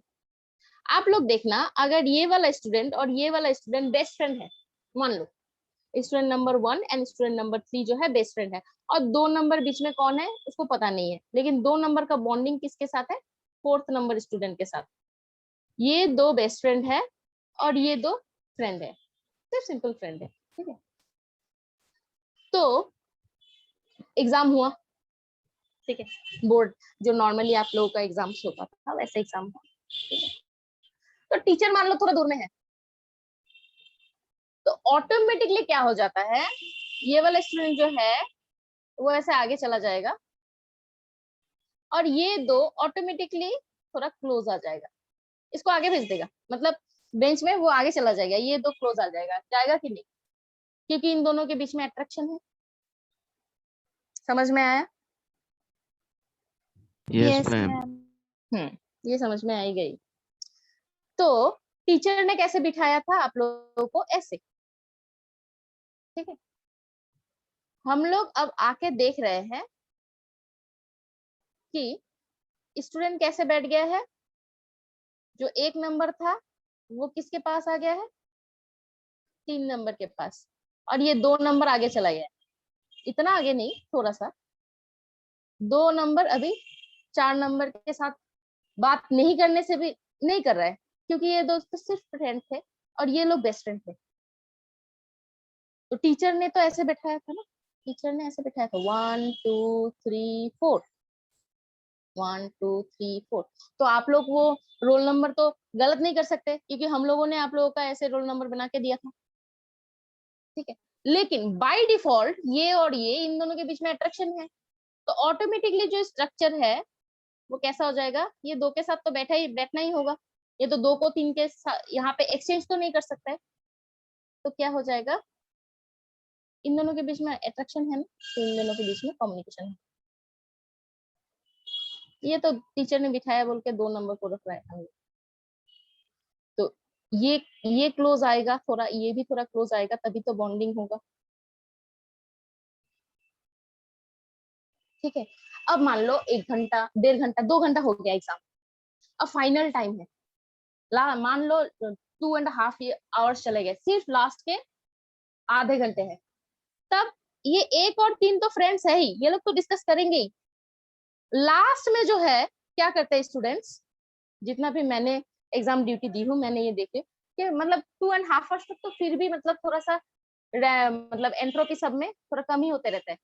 लास्ट 15 या आधा घंटे में पता नहीं क्या हो जाता है, ये दो फ्रेंड नहीं है ना, इन दोनों के बीच में कम्युनिकेशन स्टार्ट हो जाएगा। भाई तुमको ये आ रहा है क्या, बताओ ना यार, ये 1 नंबर का, ये 2 नंबर का, ये इसका भी फ्रेंड बन जाएगा, ये तो इसके साथ फ्रेंड है ही, ये इसका भी फ्रेंड बन जाएगा। मतलब सब अपने अपने आप में कम्युनिकेशन करना स्टार्ट कर दिया, जितना मैक्सिमम पॉसिबल, क्योंकि लास्ट टाइम है अभी, तो मतलब कैसे भी करके पेपर कंप्लीट करना है। मतलब 1-2 मार्क का नहीं आ रहा है, अगर किसी से मिल जाए ठीक है भाई। अब समझ में आया सिचुएशन? Yes ma'am. हाँ हाँ बोलो भाई, मैं भी स्टूडेंट थी, मुझे पता है, मुझे पता है, ठीक है। स्टूडेंट थी, और स्टूडेंट से ज्यादा पता चलता है जब टीचर होता है। हम लोग सोचते हैं कि टीचर को पता नहीं चलता, टीचर को सब पता चलता है, पता है। तो वही वाला बात हो गया, जब मतलब सेकेंडरी स्ट्रक्चर क्या है, जब सिर्फ फ्रेंड्स फ्रेंड्स पास में आ रहा है, और टर्शियरी स्ट्रक्चर क्या है, एकदम एग्जाम के लास्ट टाइम पे, मतलब ये लोग फिर भी थोड़ा डिसेंट थे, ये तो पूरा लीनियर अच्छे बच्चे, सब अच्छे बच्चे। जब ही टीचर थोड़ा दूर चला गया, सब सेकेंडरी स्ट्रक्चर में आ गए, क्लोज हो के अपना फ्रेंड्स फ्रेंड्स के साथ। टर्शियरी स्ट्रक्चर क्या है, एग्जाम का लास्ट टाइम पे जितना भी मैक्सिमम पॉसिबल बॉन्डिंग हो सकता है वो सब अपने अपने बीच में करेगा, उससे ज्यादा और मतलब कम्युनिकेशन पॉसिबल नहीं है, तो एग्जाम हो जाए, थोड़ा सा तो लिमिट रखना होगा कुछ। समझ में आया? Yes. इसका यस हाँ, मैम।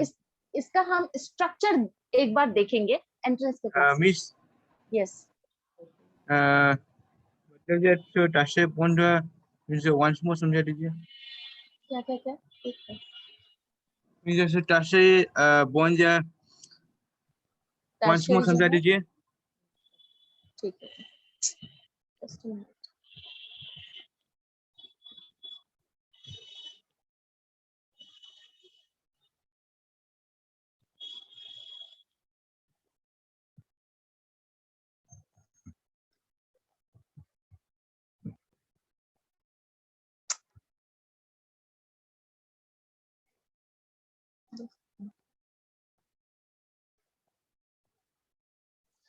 टर्शियरी बॉन्ड मतलब क्या है, जब एमिनो एसिड के बीच में सिर्फ एक ही बॉन्ड होता है, वो होता है पॉलीपेप्टाइड बॉन्ड, उसको हम बोलते हैं लीनियर स्ट्रक्चर। पेप्टाइड बॉन्ड के अलावा अगर कोई दूसरा बॉन्ड वहां पे आ गया तो उसको हम बोलते हैं सेकेंडरी स्ट्रक्चर, क्योंकि वो लीनियर स्ट्रक्चर में नहीं रहता है, तब दूसरा बॉन्डिंग आने के लिए उसका स्ट्रक्चर चेंज हो जाता है। जब मैक्सिमम वो जो स्ट्रक्चर चेंज हुआ, उसमें ऐसा भी तो हो सकता है कि जब स्ट्रक्चर चेंज हुआ उनके बीच में कुछ और भी बॉन्डिंग पॉसिबल है। और भी बॉन्डिंग मतलब, मान लो जैसे आप कोई भी एक इंसान के साथ कभी भी बात नहीं किए, ठीक है, यू आर ट्रेवलिंग समवेयर, आप लोग मान लो कि कहीं पे ट्रेवल कर रहे हो, लेकिन आपका जर्नी क्या है, 10 आवर्स का है, तो आपके पास में जो इंसान बैठा हुआ है आप उसको नहीं पहचानते हो, ठीक है। लेकिन जब 5 आवर्स 6 आवर्स चला जाएगा, आप देखना वो पास में बैठा हुआ है बोल के ऑटोमेटिकली उसके साथ थोड़ा सा कम्युनिकेशन हो ही जाता है ना। वो क्यों हुआ, क्योंकि आप पास में बैठे हुए हो। जब आप फिर से दूर में चले जाओगे, you will not know the person, है कि नहीं। तो वैसा ही है, जब प्राइमरी स्ट्रक्चर से सेकेंडरी स्ट्रक्चर में आया, इसका स्ट्रक्चर पूरा चेंज हुआ, उसके कारण क्या हुआ, दूसरा इन लोगों के बीच में क्या हुआ, ये सेकेंडरी स्ट्रक्चर जो मैं दिखा रही हूँ, मान लो यहाँ पे एक एमिनो एसिड है जिसका अट्रैक्शन इसके साथ है, इसका एमिनो एसिड का अट्रैक्शन इसके साथ है, इसका इसके साथ है, मान लो, तो इन दोनों के बीच में तो अट्रैक्शन है ही, इसीलिए ये स्ट्रक्चर ऐसा बन गया।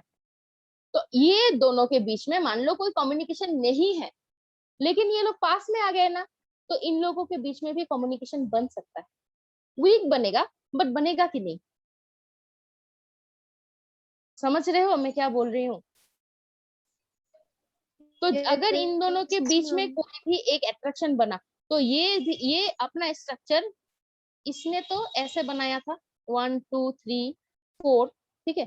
तो इसको ये थोड़ा अपने पास में क्लोज ले सकता है, इसीलिए देखो टर्शियरी स्ट्रक्चर का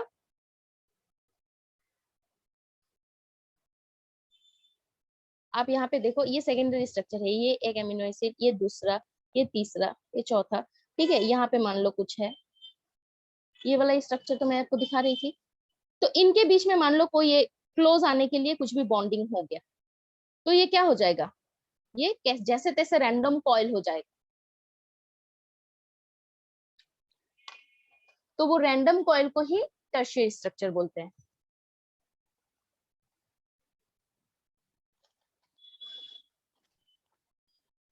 अभी भी समझ नहीं आएगा तो मैं क्या बोलूं? आ गया मैम, आ गया। आ गया मैम। मतलब आपको दुनिया में कहीं पे भी बोर्ड का क्लास ऐसा मिलेगा, आपको लगता है इतना डिटेल्स में?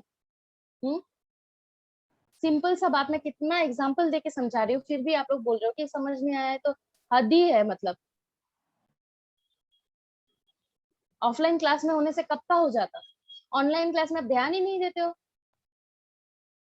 2 बच्चे ध्यान देते हैं तो तीसरा बच्चा ध्यान नहीं देता है, उसको फिर से समझाओ। ऐसे थोड़ी ना चलता है। ये आपका एंट्रेंस क्लास नहीं है, आपका बोर्ड क्लास है। मेरा यहाँ पे फंक्शन क्या है, सिर्फ आपको एनसीईआरटी में जो है वो सिर्फ आपको बता दो, बात खत्म। इतना डिटेल्स में बता रही हूँ फिर भी आप लोग नहीं समझ पा रहे हो। इतना सिंपल सा बात नहीं समझ में आ रहा है, कैसे होगा? मतलब क्लास 8 9 10 में तो कुछ भी पढ़ के नहीं आए हम। आपको London dispersion force, van der Waals force, ये सब नहीं पता है? ये तो क्लास 8 9 10 में होता है आपके साइंस सब्जेक्ट में, जाके खोल के देखो बुक। अच्छा ठीक है, मान लो मैंने समझ लिया कि नहीं है, नहीं पता है, ठीक है। उसके बाद भी तुम्हें कितना स्टूडेंट्स का एग्जांपल, ये एग्जांपल, वो एग्जांपल सारा समझा देने के बाद आप पूछ रहे हो कि ये क्या है? हद है। मतलब एक चीज को इतना सिंपली समझाने के बाद अगर एक स्टूडेंट समझ रहा है, इसका मतलब क्या है, टीचर ने अच्छे से समझाया। बाकी के स्टूडेंट क्यों समझ में नहीं आ रहा है? कैसे हो सकता है ये? अब ध्यान लगा रहा हो, अब ध्यान लगाओ कि मैम क्या बोल रहे हैं, क्या बोलना क्या चाह रहा है, उसमें ध्यान लगाते हैं। नहीं, ऐसे ही सुनते रहते हैं, फिर अरे ये तो मिस हो गया, अरे कोई बात नहीं, फिर से पूछते हैं।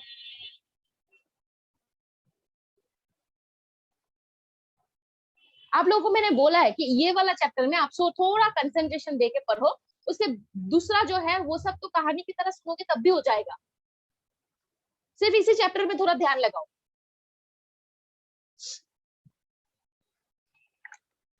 और इस चैप्टर में ध्यान लगाओगे, मैंने सबसे ज्यादा जो बायोमोलिकुल्स, मुझे पता है कि आप फर्स्ट टाइम लाइफ में बायोकेमिस्ट्री पढ़ रहे हो, आपको ये थोड़ा सा अनकॉमन लगेगा। टफ नहीं बोल रही हूँ मैं, अनकॉमन। ऐसा नहीं है कि मैं जो भी समझा रही हूँ आप समझ नहीं पा रहे हो, टाइम ज्यादा लगेगा, मुझे पता है, it's a challenge, but still I am starting with this. Why?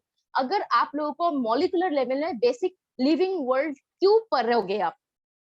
क्योंकि आप उसका जो बैकग्राउंड है, मॉलिक्यूल्स क्या चीज से बना हुआ है, कैसे बना हुआ है, अगर उसको पता है तो बाकी का फिजियोलॉजी देखना कितने आराम से हो जाएगा। सबको क्या कराता है, अपना कंफर्ट देखता है, अपना कंफर्ट देख के अपने कंफर्ट जोन के लिए फर्स्ट एकदम मतलब जो बेसिक्स है उससे स्टार्ट करके लास्ट में बायोमोलिक्यूल्स पर आएगा। आप समझो समझो, नहीं समझो नहीं समझो, इसलिए ऐसे करके। और मैक्सिमम स्टूडेंट्स इस चैप्टर को छोड़ देते हैं। मैंने इसीलिए फर्स्ट ये चैप्टर को स्टार्ट किया, क्योंकि फर्स्ट में जो आपका एंथुसियाज्म होता है उसमें ही अगर जोश में आप ये चैप्टर समझ गए तो बाकी का चैप्टर हो जाएगा। उसके बाद भी अगर आप मतलब कंसंट्रेशन नहीं दे रहे हो, मुझे कितना बुरा लगेगा। आप मेरे बारे में एक बार सोचो, ऐसा नहीं चलता है, ठीक है। जो मैं समझाना चाहती हूँ वो आप एक बार में समझना चाहो, एक बार में नहीं होता है। Ask me second time. पता है मैं आधे घंटे से सिर्फ ये स्ट्रक्चर बोल रही हूँ और मैंने 50 बार लीनियर से टर्शियरी तक बता दिया। और अगर कुछ बच्चे समझ रहे हैं मतलब क्या, वो लोग कंसंट्रेशन दे रहे हैं। क्योंकि कोई भी, मैं तो कभी भी नहीं मानूंगी कि दुनिया में कोई भी बच्चा गधा होता है, ये एकदम झूठ बात है। सबका आईक्यू सेम होता है। जो पढ़ते हैं उनका रिजल्ट आता है, जो नहीं पढ़ते उनका रिजल्ट नहीं आता है। ये बात मैं 1000 बार बोलूंगी। क्योंकि मुझे खुद पता है ना ये वाला बात।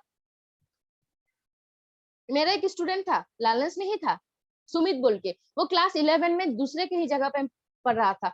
वो 12 में आया, आके मुझे बोला मैम मैं बायोलॉजी सीखना चाहता हूँ, मैं बायोलॉजी एग्जाम देना चाहता हूँ, लेकिन उसका नाम भी मैंने बोल दिया कि सुमित था उसका नाम, ठीक है। उसको क्लास 11 में सिर्फ 11 मार्क्स आया बायो के एग्जाम में, ठीक है। क्लास 12 में उस बच्चे ने अच्छे से पढ़ा, मैंने बोला कि कोई बात नहीं, मैं करा दूंगी आप लोग आपको, बस मैं जैसे बोलूं वैसे चलो आप। मैंने जैसे बोलो वो आंख मूंद के चला। उसको क्लास 12 में 83 मिला एग्जाम दे के। मतलब ये कोविड नहीं आया था, उससे पहले का स्टूडेंट था। आप समझ सकते हो, जिस बच्चा ने सिर्फ 11 मार्क्स लाया था बायो में, उसने बोला था कि मुझे बायोलॉजी पढ़ना है लेकिन मुझे समझ ही नहीं आ रहा है। तो मैंने बोला कोई बात नहीं बेटा, आप पढ़ो, मैं जैसे बता रही हूँ। तो वो वाला बिलीव, वो वाला एंथुसियाज्म, अगर वो 11 मार्क्स पाने वाला बच्चा अगर 83 ला सकता है, थिंक अबाउट हिज डेडिकेशन। मैं तो सबको इक्वली पढ़ा गई, उसका इम्प्रूवमेंट देखो। I am very happy with that student. ऐसा नहीं है कि वो बहुत ज्यादा कुछ एकदम है, लेकिन फिर भी उसका जो वो इच्छा है, वो इच्छा ही है जो आपको नंबर 1 बना सकता है। वो हमेशा अपने दिल में रखना।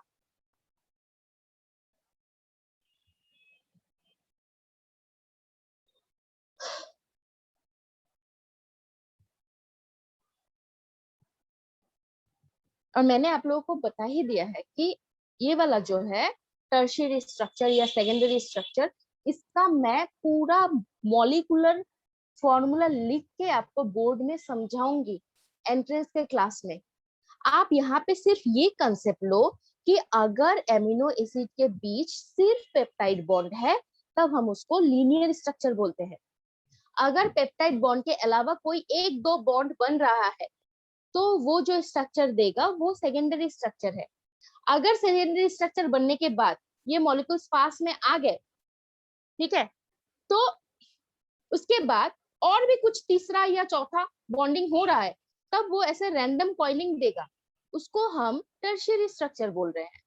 मतलब मैक्सिमम पॉसिबल बॉन्ड्स, इसके ऊपर कोई भी बॉन्ड नहीं हो सकता है, उतना ही उसका लिमिट है। वो हो गया टर्शियरी बॉन्ड। अब सबको समझ में आ गया। अब समझ में आ गया क्यों इतना सारा ज्ञान जो दिया ना। तो आप लोग तो कॉन्शियसली देख रहे हो, मैम तो डांट रहे हैं भाई, अच्छे से सुन रहे हैं। अब इस बार एक बार में समझ में आया, बताओ है कि नहीं। मैं तो आपके वहां पे पास में बैठी नहीं हूँ, लेकिन फिर भी how can I read your mind.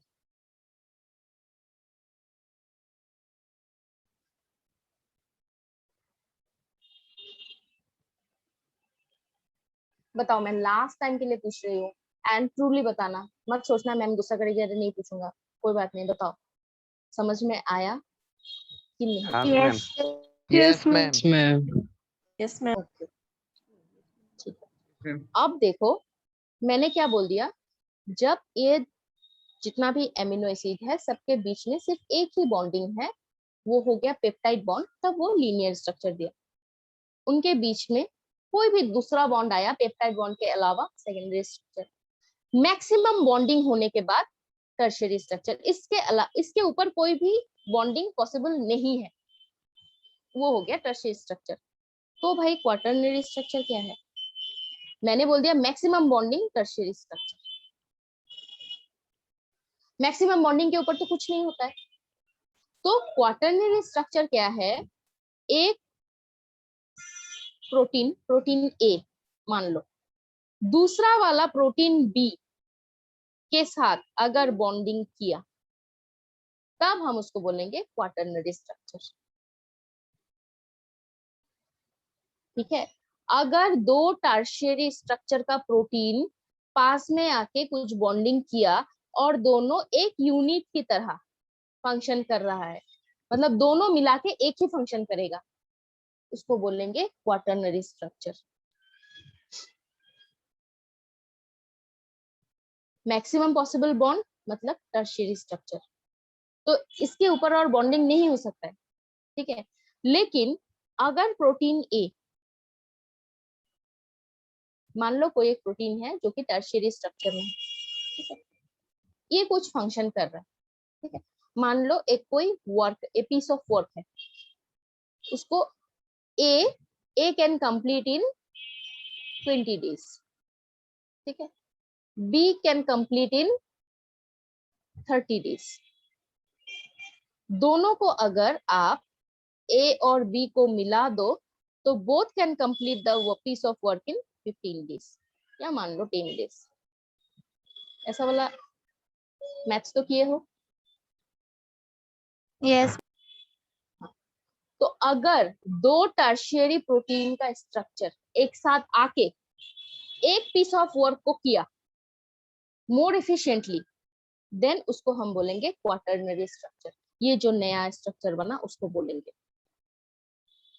मतलब आप वो मैथ्स की तरह समझो, A can do a piece of work in 20 days, B can do the same piece of work in 30 days, but when A and B are together they can do the work piece of work in 10 days। तो ये जो नया एक कुछ बना, अब ये तो इंसान नहीं है कि ए अलग ही रह जाएगा, बी अलग ही रह जाएगा, ये प्रोटीन्स है। जब वो साथ में आया तो उनका तो एक नया वाला नाम देना होगा, तो उसको हम बोल दिए क्वाटरनरी स्ट्रक्चर।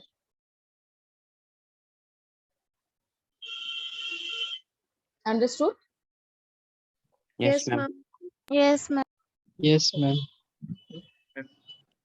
अब इसी चीज को यहाँ पे लिखा हुआ है, आप उसको बस पढ़ो मेरे साथ।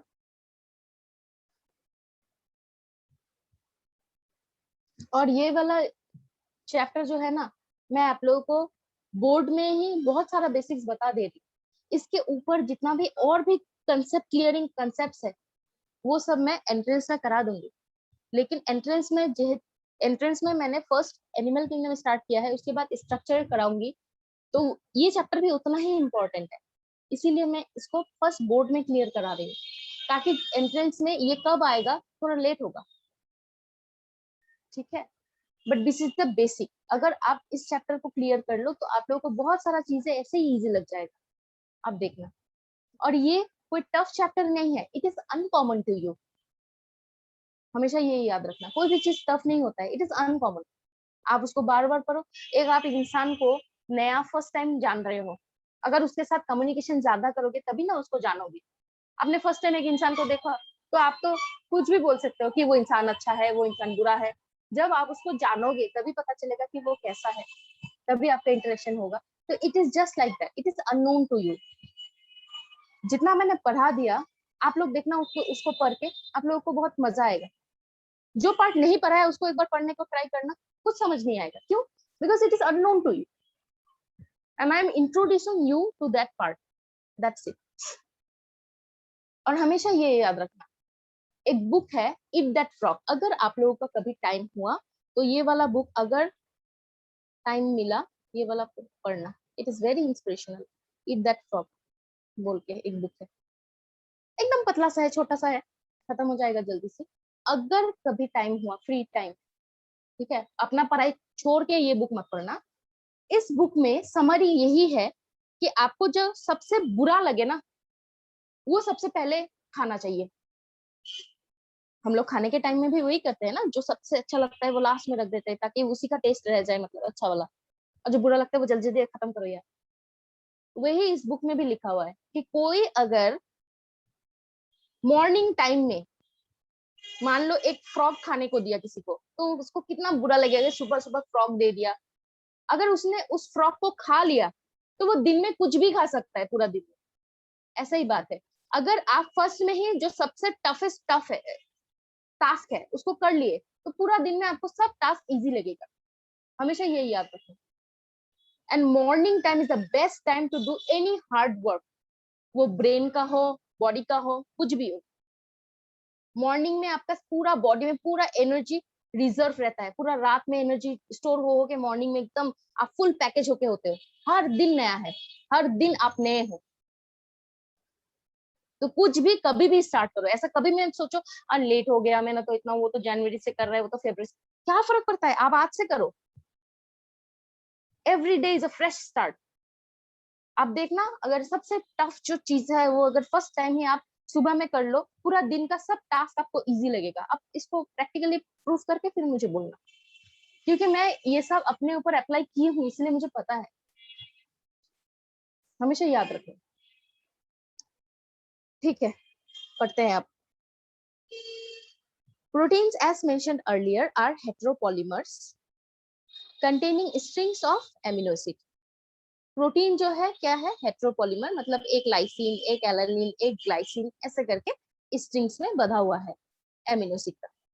Structure of molecules means different things in different contexts.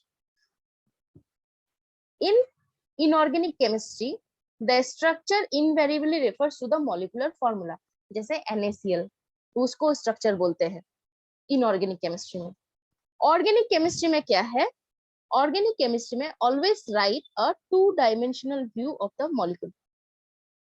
Organic chemistry में जैसे बेंजीन का स्ट्रक्चर ड्रॉ कर दिया, तो ये 2-dimensional स्ट्रक्चर है, क्योंकि मैं उसको ड्रॉ कर पा रही हूँ एक कॉपी में, तो उसी को बोलो।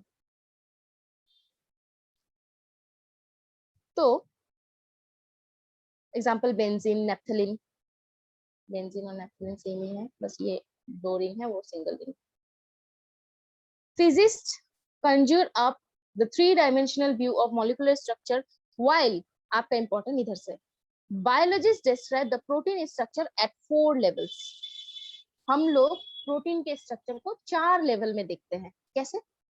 The sequence of amino acid, that is positional information in the protein, मतलब उसका पोजीशन कैसे है, एक एमिनो एसिड, दूसरा एमिनो एसिड, तीसरा, चौथा, ये पोजिशनल इंफॉर्मेशन है। Which is the first amino acid, which is the second, जैसे 1 नंबर, 2 नंबर, जो अब इतना तक मैं समझा रही, सेम वही चीज से बस यहाँ पे लिखा हुआ। Protein is imagined as a line, left end represented by first amino acid and right end represented the last amino acid. इसीलिए तो मैं बार बार लिख रही थी 1 2 3 then 4 then 5, मतलब ये जो है लेफ्ट एंड, इसको हम हमेशा फर्स्ट एमिनो एसिड कंसिडर करते हैं, और जो राइट एंड है उसको हम हमेशा लास्ट एमिनो एसिड कंसिडर करते हैं। The first amino acid is also called as N-terminal amino acid. क्यों? क्योंकि NH2 जो मैं अभी तक आप लोगों को ड्रॉ करके दिखा रही थी, HR, ये फर्स्ट एमिनो एसिड है। सेकेंड एमिनो एसिड का, फर्स्ट एमिनो एसिड का सेकेंड एमिनो एसिड के साथ NH2 यहाँ पे होगा। Head tail, remember head tail, एक का कार्बोक्सिलिक ग्रुप, दूसरे का एमीन ग्रुप, एक का कार्बोक्सिलिक ग्रुप, दूसरे का amine group.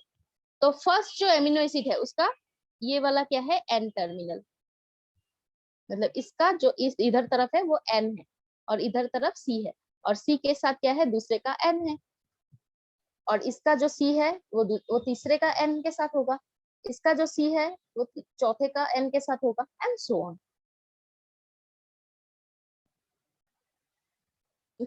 The last amino acid, ma'am, yes, ma'am N terminal को और एक बार समझा दीजिए। हाँ, ये देखो,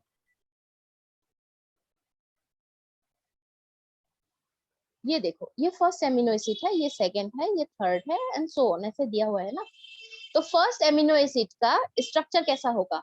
NH2C COOHR, ठीक है। ये जो है ये फर्स्ट एमिनो एसिड का सेकेंड एमिनो एसिड के साथ जो बॉन्ड बनाएगा वो ये COO के साथ एक दूसरा वाला इसका NH2 के साथ होगा।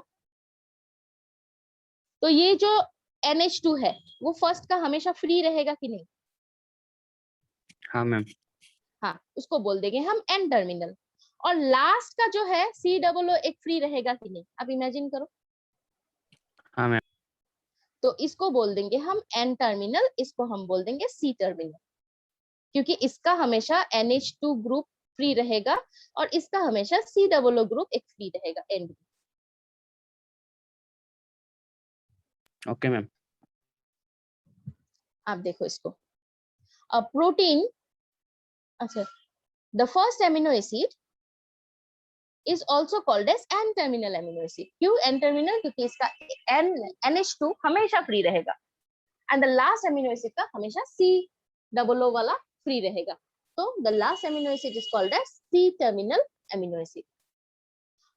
A protein thread that does not exist through a extended rigid rod ऐसा नहीं है कि प्रोटीन जो है वो एकदम एकदम ऐसे रॉड बन के रखे रहेगा, एकदम रिजिड, ऐसा नहीं है। अगर प्रोटीन एक के साथ 3 नंबर का बॉन्डिंग हुआ तो ये तो फ्लेक्सिबिलिटी देगा, वही बोला है। The thread is folded in the form of helix, similar to resolving stairs. ये resolving stairs ये वाला बोला है हेलिकल, ये वाला हेलिकल है, ये वाला बीटा प्लेटेड है। दोनों देखो कहाँ पे हो है, ये सेकेंडरी स्ट्रक्चर में। वही सिर्फ बोलेगा यहाँ पे कि प्रोटीन का जो है रिजिड एक लाइन का स्ट्रक्चर नहीं है, वो चेंज हो सकता है अगर वहां पे दूसरा बॉन्ड आए।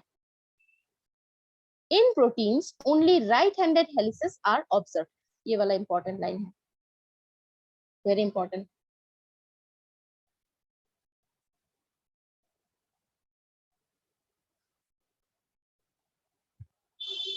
Very important.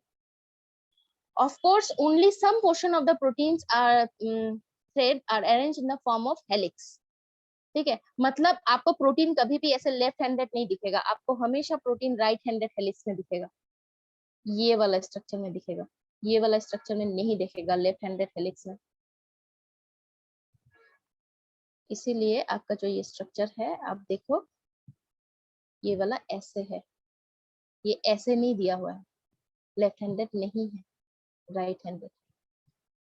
क्योंकि आप जब ये हेलिक्स बना रहे हो आप राइट हैंड में घुमा रहे हो इसको, इसी को बोला है।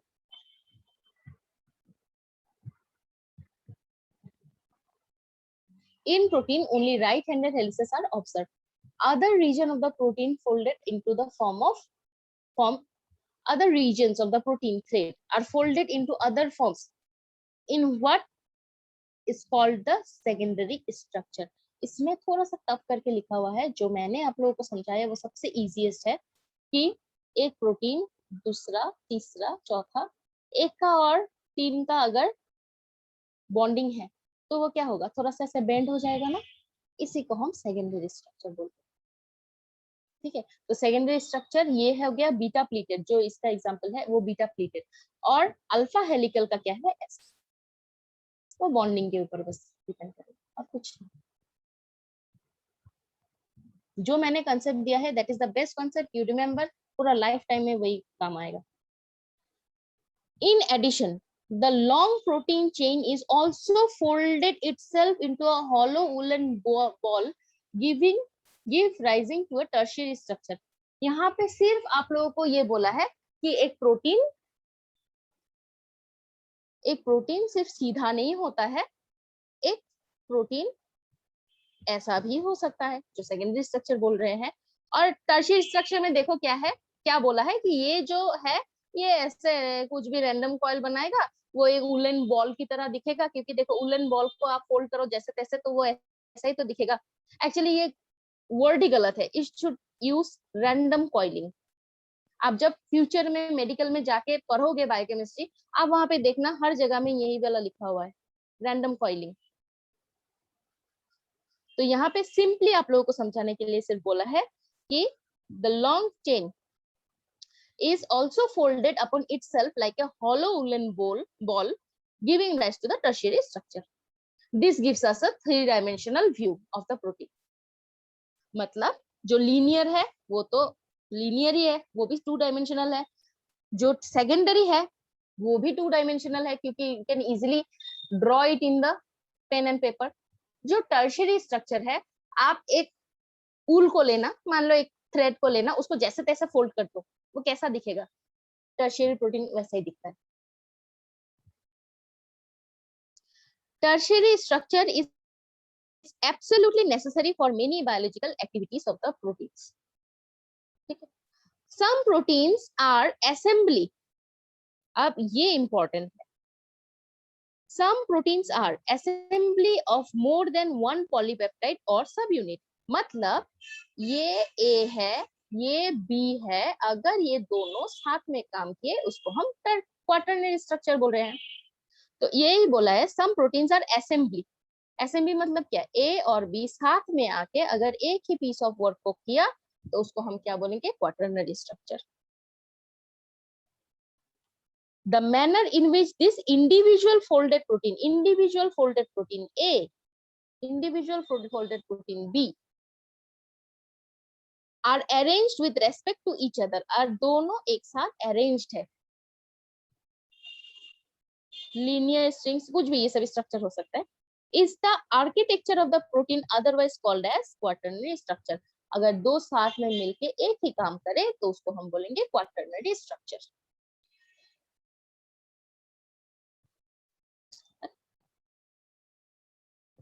Adult human hemoglobin एग्जाम्पल है ये, very important. hemoglobin consist of 4 subunits. ठीक है, 2 of these identical to each other. Hence 2 subunits are alpha type and 2 subunits are beta type. Constitute the human hemoglobin. मैं आप लोगों को hemoglobin का structure थोड़ा सा ड्रॉ करके दिखाती हूँ. डिटेल्स में हम अल्फा कौन सा है, बीटा कौन सा है, बाद में देखेंगे.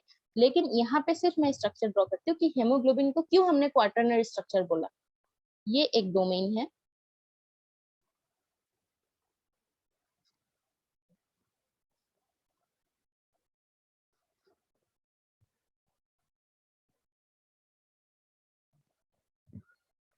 यहाँ पे बीच में आयरन, ये सबसे आयरन से बॉन्डेड. ठीक है, इसको हम बोल देंगे क्या, क्वार्टरनरी स्ट्रक्चर. इनमें 2 होगा अल्फा और 2 होगा बीटा. तो मतलब मान लो ये एक टर्शियरी स्ट्रक्चर है, ये एक टर्शियरी स्ट्रक्चर है, दोनों एक साथ बॉन्डेड है, वो एक फंक्शन कर रहा है हेमोग्लोबिन, तो इसलिए उसको हम क्वार्टरनरी स्ट्रक्चर बोल दिए. 2 सब यूनिट से, मतलब ये दो तो सेम ही है, ए और ये मान लो बी. तो A and B working together a single piece of work. ठीक है, हेमोग्लोबिन के स्ट्रक्चर हम एंट्रेंस में देखेंगे और भी डिटेल्स में, बट आप सिर्फ ये याद रखना कि ये 4 सब यूनिट से बंधा हुआ होता है और ये इसका स्ट्रक्चर ऐसा होता है.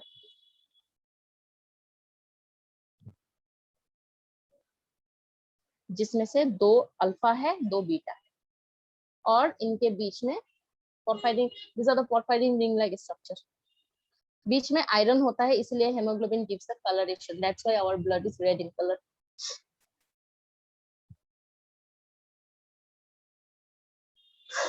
सो आज के लिए इतना ही. नेक्स्ट हम पढ़ेंगे पॉलीसेकेराइड, उसके बाद न्यूक्लिक एसिड, उसके बाद हम पढ़ेंगे नेचर ऑफ बॉन्डिंग.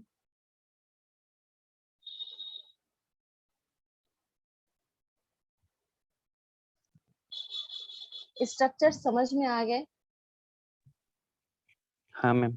Yes, मैंने ma'am. आप लोगों को ऑलरेडी थोड़ा हाई लेवल में पढ़ा दिया है. आपके बुक में कितना इजीली लिखा हुआ है, देखो वूल एंड बॉल, ये सब ये बच्चे लोगों का बात लिखा हुआ है. आप लोगों को मैंने एकदम कंसेप्ट से बताया. इससे भी और थोड़ा डिटेल्स में बताऊंगी जब एंट्रेंस में कराऊंगी. आप देखना ये सब फिर से आप लोगों को मेडिकल में पढ़ना होगा, तब कितना इजी लगेगा आप लोगों को कि हाँ हम लोग कभी पढ़ के आए हैं, ये सब पता है हम लोग. मैम इस चैप्टर का नोट्स मिलेगा? इस चैप्टर का, हाँ. देखो नोट्स का मतलब क्या है, एंट्रेंस में तो मैं आप लोगों को हर एक चीज लिखाई देती हूँ, वैसे आप लोगों को एंट्रेंस क्लास में मैं नोट्स दूंगी. यहाँ पे मैं जो नोट्स देती हूँ बोर्ड के क्लास में, वो चैप्टर खत्म होने के बाद आप लोगों का जो ये एनसीईआरटी में क्वेश्चंस है सिर्फ वही डिस्कस करते हैं, और जितना क्वेश्चन सीबीएसई में या एचएससी में ऑलरेडी पूछा गया है वो सब के ऊपर डिस्कस करते हैं.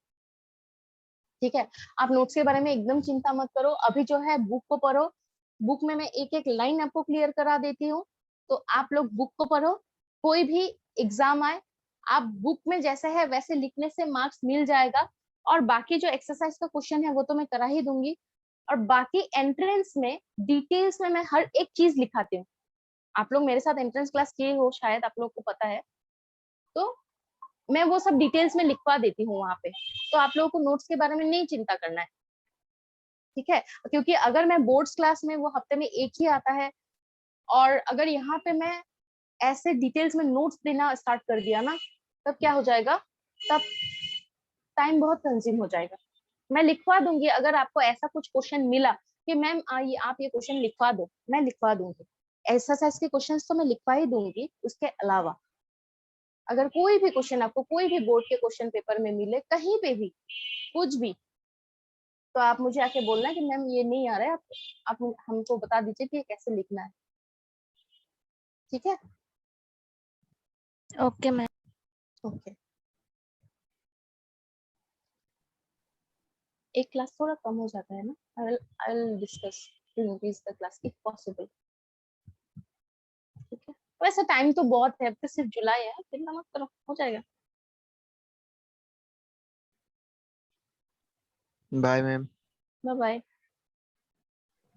Thank you you. Ma'am, bye ma'am. Thank you ma'am. और कोई भी मेरे बात को दिल में नहीं लगाएगा, ठीक है? मैं जो भी बोलती हूँ आप लोगों के लिए अच्छाई के लिए बोलती हूँ। पता नहीं आप लोगों को बुरा लगता होगा, मुझे पता नहीं, लेकिन मैं अपना भाई बहन होता तो मैं ऐसे ही बोलती, क्योंकि आज आपको आप मुझे बुरा मानोगे तो मुझे कोई फर्क नहीं पड़ता, लेकिन फ्यूचर में आपका फ्यूचर ब्राइट होगा, शाइन करोगे तो आप खुद ही बोलोगे यस थैंक्स मैम। मैं मुझे बोलो नहीं बोलो, आपके दिल में बोलोगे, and that is my satisfaction. अभी तो थोड़ा बुरा लगेगा, कोई बात नहीं, सहन कर लेना, ठीक है? बुरा नहीं मानना है। हाँ, बुरा लग गया क्या? थोड़ा डांट दिया No, आज। ma'am. नहीं मैम। No, ma'am. अच्छा ठीक है, चलो बाय बाय। Bye ma'am.